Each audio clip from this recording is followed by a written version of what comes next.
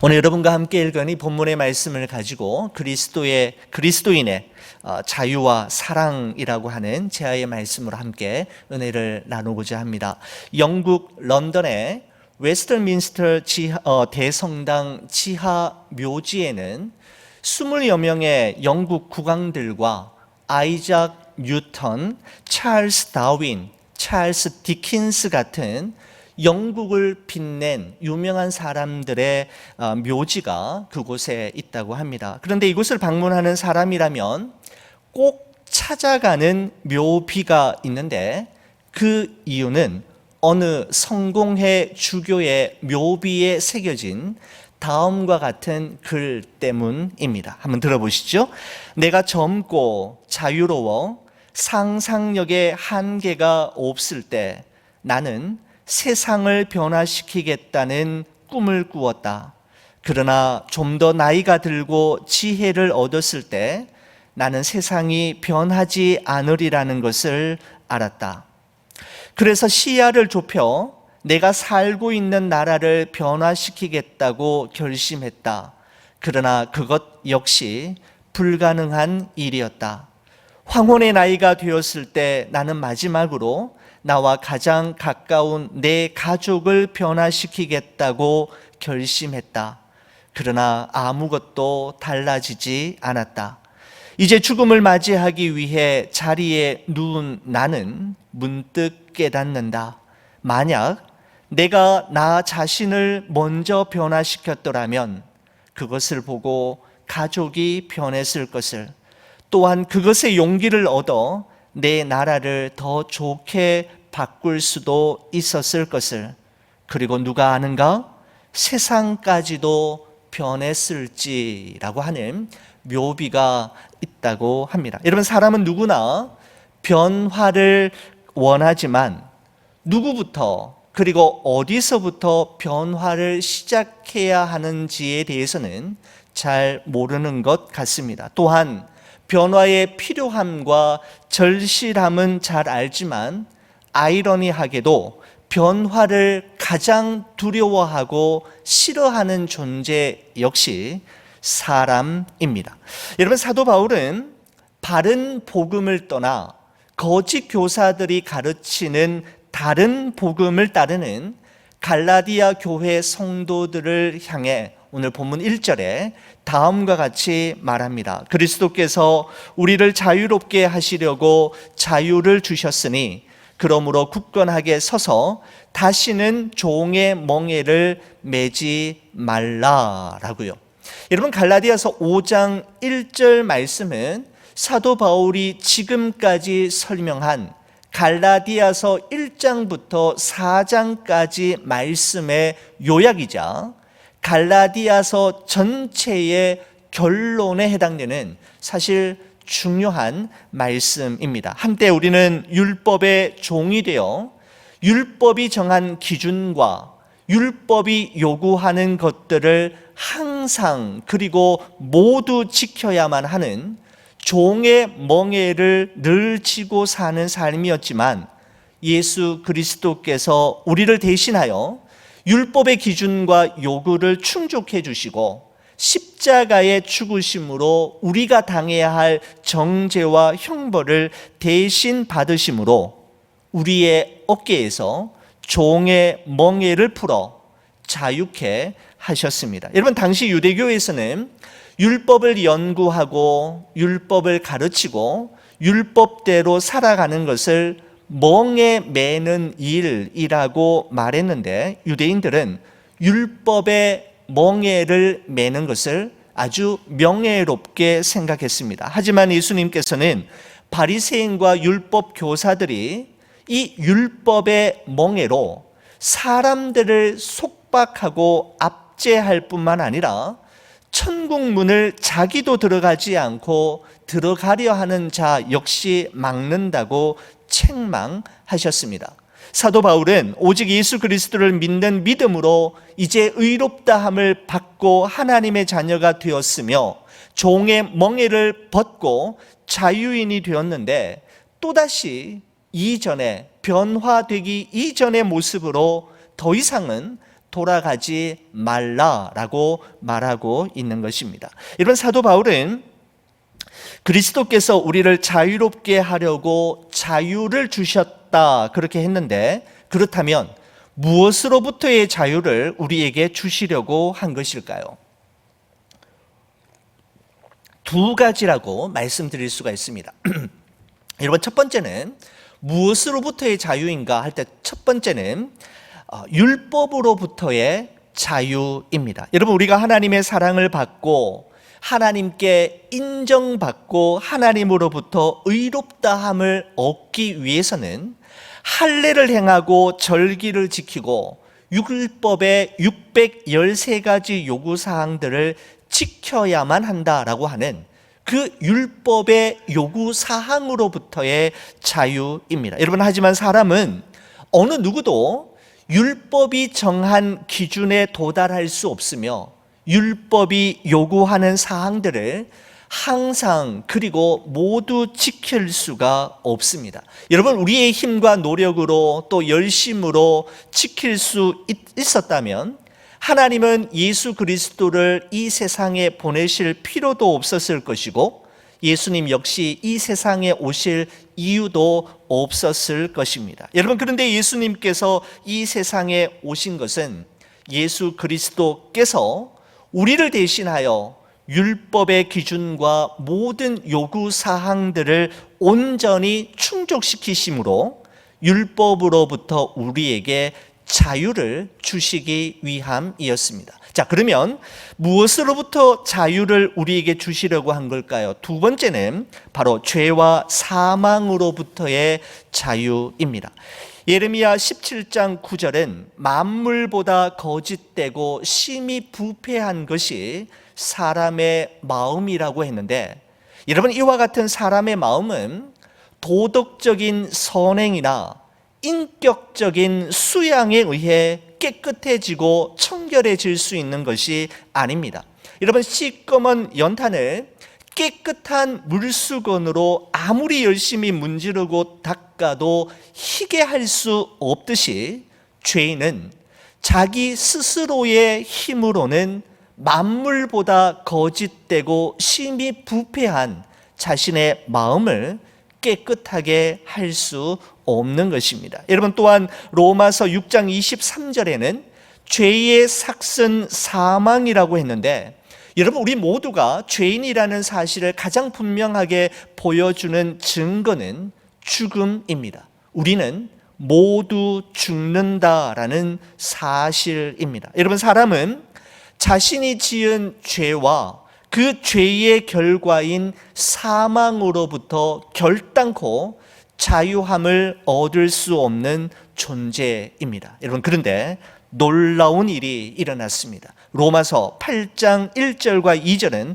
다음과 같이 우리에게 선포하고 있습니다. 그러므로 이제 그리스도 예수 안에 있는 자에게는 결코 정죄함이 없나니 이는 그리스도 예수 안에 있는 생명의 성령의 법이 죄와 사망의 법에서 너를 해방하였음이라 라고 분명하게 말씀하고 있습니다. 우리는 우리의 선행과 공로와 자격이 아닌 예수 그리스도로 말미암아 우리의 죄와 그 죄의 결과인 사망에서 해방되어 자유를 누릴 수 있게 된 것입니다. 여러분, 그런데 갈라디아 교회 안으로 들어온 거짓 교사들은 예수님을 믿는 것도 좋고 은혜로 구원받는 것도 좋은데 그게 전부가 아니라 할례를 행하고 율법을 준수해야 구원이 완성된다라고 가르쳤던 것입니다. 여러분, 할례를 추구한다라고 하는 것은 자기의 구원을 자기의 행위로 이루겠다라고 하는 의미이고, 그것은 예수 그리스도의 십자가의 죽음과 부활이 구원을 이루는데 충분하지 않음을 말하는 것이었습니다. 여러분, 그래서 사도 바울은 오늘 본문 2절에서 4절에 이렇게 말하고 있습니다. 보라, 나 바울은 너희에게 말하노니 너희가 만일 할례를 받으면 그리스도께서 너희에게 아무 유익이 없으리라. 내가 할례를 받는 각 사람에게 다시 증언하노니 그는 율법 전체를 행할 의무를 가진 자라. 율법 안에서 의롭다함을 얻으려 하는 너희는 그리스도에게서 끊어지고 은혜에서 떨어진 자로다라고 말하고 있습니다. 여러분, 사도 바울은 특별히 이 할례라고 하는 것을 집중적으로 다루고 있는데, 할례를 받으면 그리스도께서 너희에게 아무 유익이 없게 되고 너희는 그리스도에게서 끊어지게 되며 은혜에서 떨어지게 되는 것이다 라고 말하고 있습니다. 여러분, 다시 말하면 이런 의미입니다. 그리스도에게 뭔가를 더하거나 추가하면 그리스도를 잃어버리게 되고 그리스도를 빼는 것과 같은 결과를 낳게 된다라고 하는 것을 이야기하고 있습니다. 여러분, 한번 생각해 보십시오. 여러분, 할례가 도대체 뭐길래 이러는 겁니까? 여러분, 할례는 몸에 작은 외과적 수술을 하는 것뿐인데 왜 이렇게 사도 바울과 거짓 교사들이 이 할례로 인해 이토록 심각해져 있단 말입니까? 여러분, 우리가 이 문제를 잘 이해하시기 위해서는 창세기 16장과 17장의 말씀을 좀 이해하실 필요가 있습니다. 잠깐 한번 다뤄보도록 하겠습니다. 여러분, 아브라함의 나이 85세, 사레의 나이 75세는 하나님의 약속이 이루어지기에는 너무 늦은 시간이었고, 지난 10년 동안의 기다림은 그 두 사람에게 너무 오랜 기다림이었습니다. 눈을 들어 하나님의 약속을 생각나게 하는 밤하늘의 별을 그날도 한참 동안 물끄러미 쳐다보았지만 두려움과 불안함을 떨쳐버릴 수 없었던 어느 날, 아브람과 사레의 눈앞에는 몸종 하갈이 보이기 시작했습니다. 여러분, 그렇습니다. 하나님의 때까지 더 기다려야 하는 초조함과 불안함과 불편함을 더 이상 원하지 않는 사람들의 눈앞에는 쉬운 길, 빠른 길, 넓은 길, 즉 하갈이 보이기 시작하는 것이죠. 여러분, 정말 안타까운 것은 아내 사레가 자신의 몸이 아닌 몸종 하갈을 통해 후손을 잇자라고 하는 제안을 하고, 아브라함이 그 제안에 동의하고 최종 결정을 하기 전에 이 두 사람이 하나님 앞에 나아가 이 문제를 두고 기도하지 않았다라고 하는 점은 이 말씀을 묵상할 때마다 저에게 큰 안타까움으로 다가옵니다. 하나님, 어떻게 생각하세요? 하나님, 저희 부부가 이런 상황에서 어떻게 하기를 원하십니까? 라고 아브라함과 사레는 한 번도 물어보지 않았다라는 것입니다. 여러분, 왜 아브라함과 사레 부부가 하나님께 물어보지 않았을까요? 왜 이 결정적인 순간에 이 부부는 왜 손을 모으고 기도에 무릎을 꿇지 않았을까요?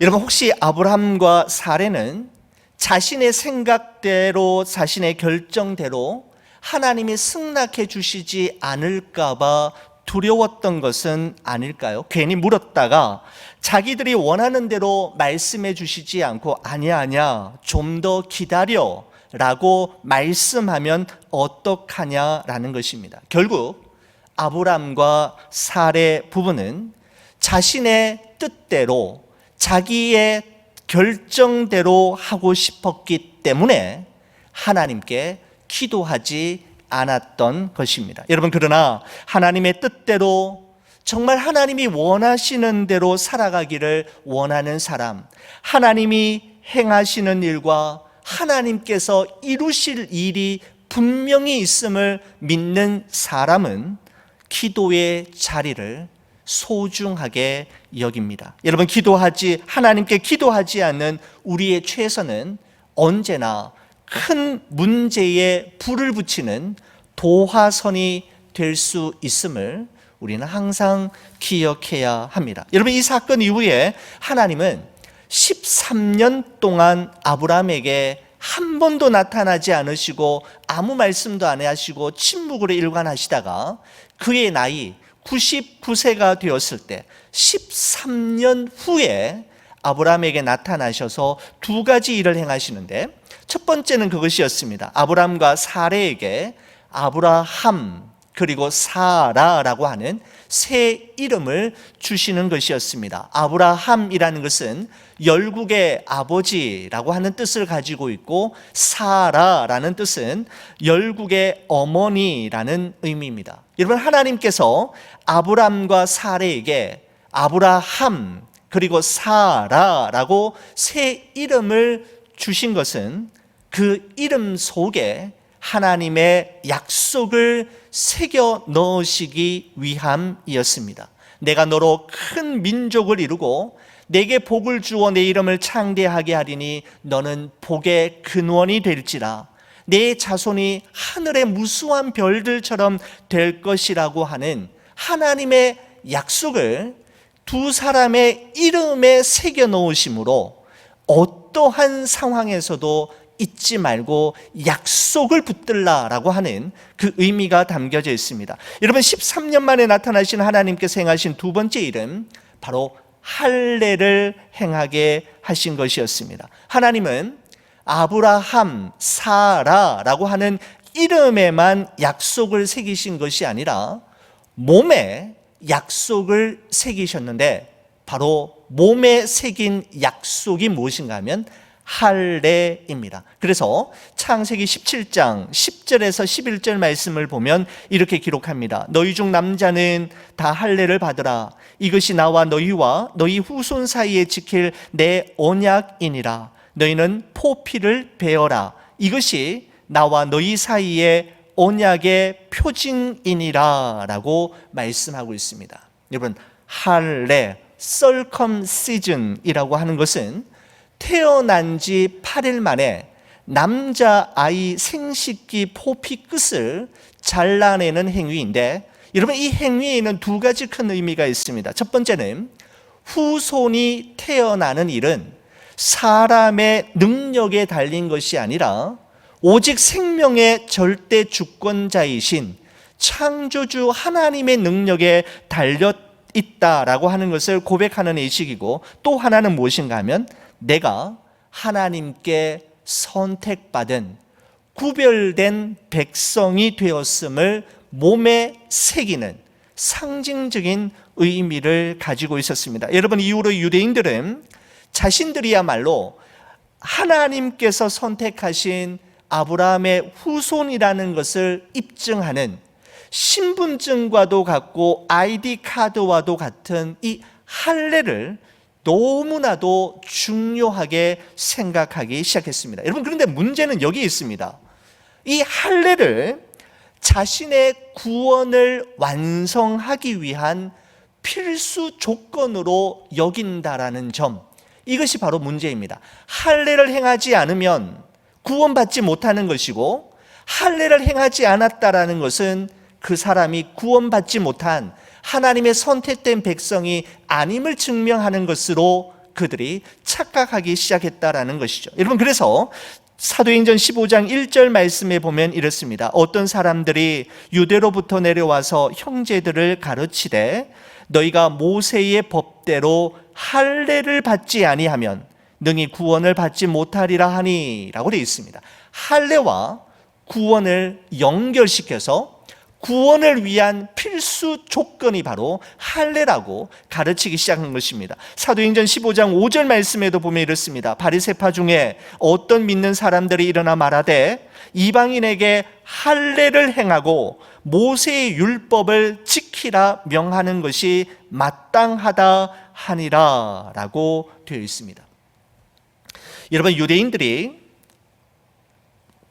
할례를 반드시 행해야 한다라고 주장하는 것은 예수님의 십자가의 죽음과 부활이 우리의 구원을 완성했다라는 것을 인정하지 않는 것이고, 더 나아가서 이것은 자신의 구원은 자신의 행위로서 완성하겠다라고 하는 의미를 가지고 있기 때문에 사도 바울은 그들의 주장을 절대로 용납할 수가 없다는 입장이었습니다. 여러분, 그러면서 6절에 이렇게 이야기합니다. 그리스도 예수 안에서는 할례나 무할례나 효력이 없으되 사랑으로서 역사하는 믿음뿐이니라 라고 말씀합니다. 여러분, 이 말은 할례를 받았느냐 받지 않았느냐, 몸에 표시가 있느냐 없느냐가 중요한 것이 아니라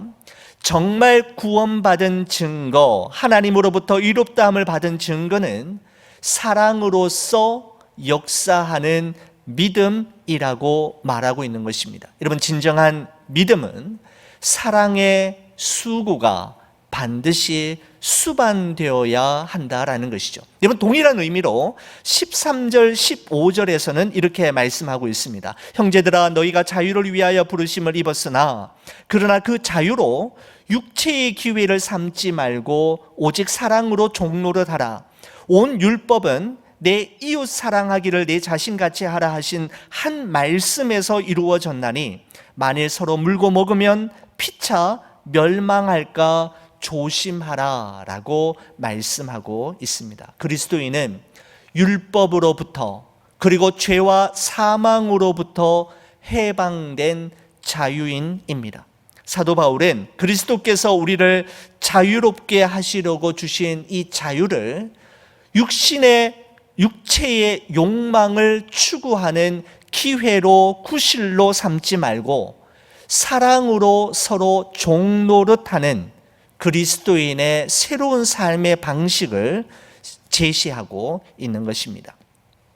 여러분, 그렇습니다. 그리스도인의 자유는 할례가 아닌 우리에게 자유를 주시기 위해 십자가에서 죽으신 예수 그리스도를 믿는 믿음으로 주어지는 것이고, 그 믿음으로 주어진 그리스도인의 자유는 사랑으로 역사하는 믿음, 즉 사랑으로 종노릇함으로 표현되어져야 함을 말씀하고 있는 것이죠.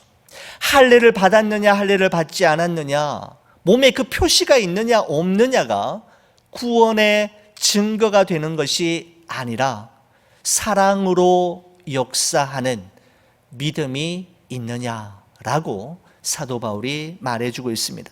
사랑하는 우리 교회 여러분, 인간이 인간에게 줄 수 있는 최고의 사랑이 여러분 무엇일까요? 요한복음 15장 12절에서 13절에서 예수님은 이렇게 말씀하셨습니다. 내 계명은 곧 내가 너희를 사랑한 것 같이 너희도 서로 사랑하라 하는 이것이니라. 사람이 친구를 위하여 자기 목숨을 버리면 이보다 더 큰 사랑이 없나니 라고 말씀합니다. 친구를 위하여 자기 목숨을 버릴 수 있는 것, 죽음보다 더 큰 사랑은 없다고 말씀하신 우리 주님은 친히 그 최고의 사랑을 우리에게 보여주셨습니다.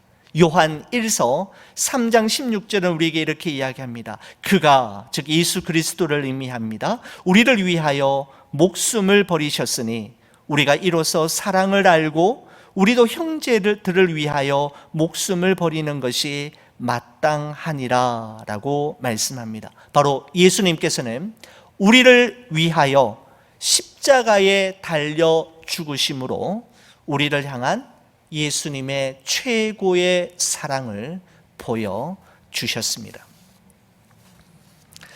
여러분, 스티븐 스필버그 감독이 만든 영화 중에 톰 행커스 주연의 Saving Private Ryan이라고 하는, 우리 한국 영화에서는 라이언 일병 구하기라고 하는 전쟁 영화가 있습니다. 참 오래전에 나온 영화인데 참 감동으로 오래 남았던 기억이 납니다. 여러분, 그 배경이 이렇습니다. 세계 제2차 대전이 막바지에 이른 전황 속에서 미 행정부는 전사자들을 가족들에게 통보하는 업무를 진행하던 중에 아주 놀라운 사실을 발견하게 됩니다. 이 전쟁에 4형제, 4명의 아들이 모두 참전하고 있는 라이언 가족을 발견하게 되는데, 여러분 이미 첫째, 둘째, 셋째는 이 전쟁에서 전사하고 마지막 아들 제임스 라이언 일병만이 프랑스의 어느 이름 모를 전쟁터에서 생존하고 있다는 사실을 발견하게 되는 것이죠. 4명의 아들 가운데에서 이미 3명의 아들을 잃어버린 라이언 부인을 위로하기 위해서 미 행정부는 이 막내 제임스를 구출하기 위한 특별 작전을 세우게 되고, 그 작전을 수행하기 위해서 밀러라고 하는 톰 행커스 주연의 그 밀러가 함께 8명의 특전사들을 프랑스 그 제임스 라이언이 머물고 있는 그 일병이 머물고 있는 곳으로 급파하게 됩니다. 단 한 명의 생명을 구하기 위해 8명의 고귀한 생명들이 총알이 쏘다기처럼 퍼붓는 사지 속으로 나아가게 되는 것이죠. 여러분, 결국 그 밀러 대위를 포함한 8명의 대원들은 모두 목숨을 잃게 되고, 밀러 대위와 팀원들이 필사적으로 지켜내던 그 라이언 일병만이 살아남게 되는데, 이제 부대원들이 다 죽고 마지막으로 그 톰 행커스 밀러 대위가 총에 맞아 죽어가는 그 마지막 상황에 라이언 일병에게 남기는 한마디 말이 있습니다. 여러분, 바로 그 부분을 여러분과 함께 잠시 영상으로 보고 좀 말씀을 마무리하려고 합니다. 함께 보시겠습니다.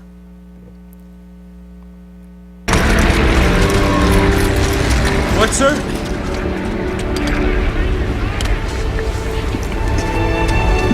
James,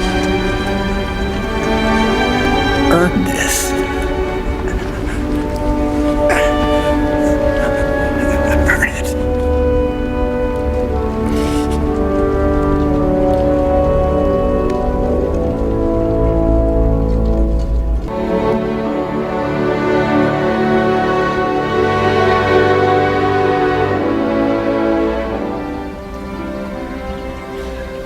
Every day, I think about what you said to me that day on the bridge.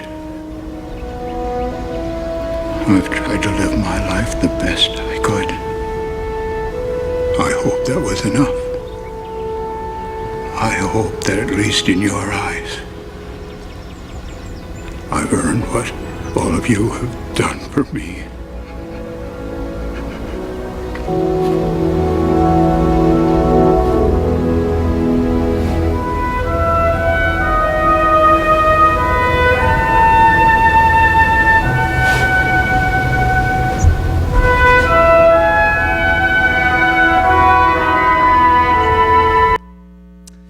그 라이언 일병이 그 밀러 대위에게 이렇게 하죠. What sir? 이라고 할 때 밀러 대위가 라이언 일병에게 짧은 2단어를 이야기합니다. 혹시 들으셨는지 모르겠습니다. Earn this. Earn this. 여러분, 이 말을 우리말로 번역하는 게 쉽지 않습니다. 여러분, 문맥상 의역을 하자면 earn this라고 하는 말은 이런 의미입니다. 누군가의 희생을 통해, 누군가의 죽음을 통해 네가 생명을 얻었으니 이제 너는 그들의 희생과 죽음이 헛되지 않도록 값지게 살아라 라고 하는 의미를 가지고 있습니다. 여러분, 전쟁에서 살아 돌아온 라이언 일병은 밀러 대위의 마지막 유언을 지키기 위해 최선을 다해 살았고, 그의 인생 황혼기의 그 모습을 밀러 대위에게 보여주기 위해 그 밀러 대위의 묘지를 찾았던 것입니다. 그리고 거수경례하는 모습으로 영화가 마무리가 됩니다. 사랑하는 성도 여러분, 예수 그리스도의 십자가 대속의 죽음으로 말미암아 여러분과 저는 생명을 얻었고, 율법으로부터 죄와 사망으로부터 자유함을 얻었습니다. 그러니 또다시 종의 멍에 죄의 멍에를 매지 말고 오직 사랑으로 종노릇 하는 것이 마땅하다고 사도 바울은 우리에게 가르치고 있습니다. 그리고 on this, 말씀을 준비하는 내내 여러분 이 짧은 이 표현이 제 마음속에 오래오래 메아리쳐 울렸습니다. 영화의 이 마지막 대사가 저는 마치 예수님께서 우리에게 전해주시는 유언처럼 다가왔습니다.